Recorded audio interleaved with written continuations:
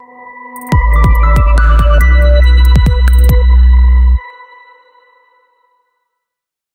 kembali lagi dengan saya Hasil ini sekarang kita akan belajar IPA tentang tempat hidup makhluk hidup. Sekarang kita akan belajar tentang tempat hidup tumbuhan. Oke, jadi tumbuhan itu ada yang hidup di air dan ada juga yang hidup di darat. Sekarang kita akan belajar tumbuhan apa saja sih yang hidup di darat. Contohnya, misalnya teratai. Adik-adik bisa lihat gambar di samping kakak, yaitu gambar teratai. Jadi teratai ini adalah tumbuhan yang hidup di air.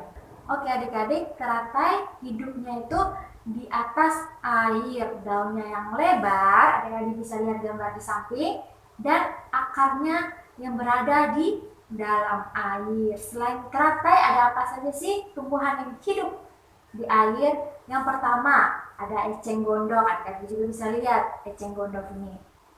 Terus ada juga bunga lotus, itu adalah tumbuhan yang hidup di air. Adik-adik bisa lihat gambar samping kakak bunga lotus. Terus ada kapu-kapu, yaitu salah satu juga tumbuhan yang hidup di air. Terus ada juga bambu air, yaitu tumbuhan yang hidup di air. Jadi ada juga bambu yang hidup di darat dan juga ada bambu yang hidup di air, yaitu bambu air. Terus ada lagi pisang air. Jadi bukan hanya pohon pisang yang hidup di darat, ada juga pisang air. Adik-adik bisa lihat gambar di samping. Terus ada juga tanaman kala lili.